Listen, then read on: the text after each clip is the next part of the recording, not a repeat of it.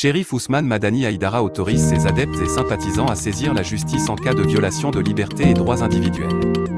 Jeudi le 19 août 2021. Bienvenue sur Actualité Vulibali Kene Facebook et YouTube, la page qui vous définit au mieux le profil et les actions de Cherif Ousmane Madani Haïdara.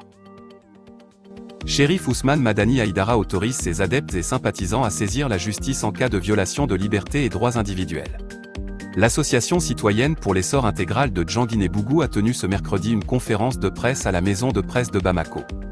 Le but visé pour l'ACED consistait à apporter son soutien total au président du Haut Conseil islamique du Mali, guide spirituel des Ansars et président du groupement des leaders spirituels musulmans du Mali, ACED Cherif Ousmane Madani Haïdara dans sa lutte pour l'islam, l'union des musulmans et la cohésion sociale de tous.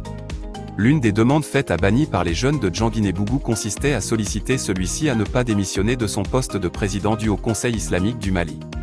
Écoutons l'intégralité du discours de Cherif Ousmane Madani Haïdara. Des nouvelles informations y sont à découvrir.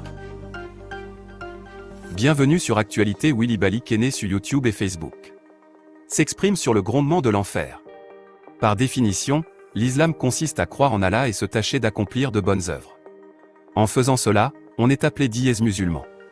Pour les infidèles, c'est-à-dire celles et ceux qui ne vont pas s'inscrire dans cette posture d'appellation, à la réserve et affecte aux damnés, espace spécifique appelé dièse enfer.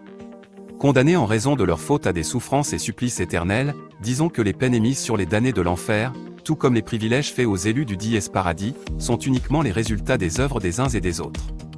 Le jour de la résurrection, jour du jugement dernier, le jour où la récompense sera faite à ses esclaves, le grondement de l'enfer devient si grand à tel point que les infidèles finiront par se faire indexer. Tout simplement parce que c'est le moment où chaque personne se rappellera sans l'aide de quoi que ce soit, de ses actes dans le monde ici-bas. Écoutons le guide spirituel des Ansars ACED Cheikh Cherif Ousmane Madani Haïdara. Il nous fait le portrait des hommes et des femmes qui se reconnaissent face à ce grondement de l'enfer.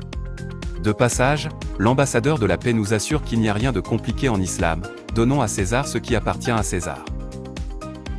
S'exprime sur le grondement de l'enfer.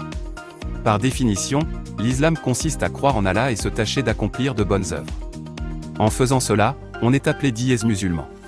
Pour les infidèles, c'est-à-dire celles et ceux qui ne vont pas s'inscrire dans cette posture d'appellation, à la réserve et affecte aux damnés, espace spécifique appelé dièse enfer.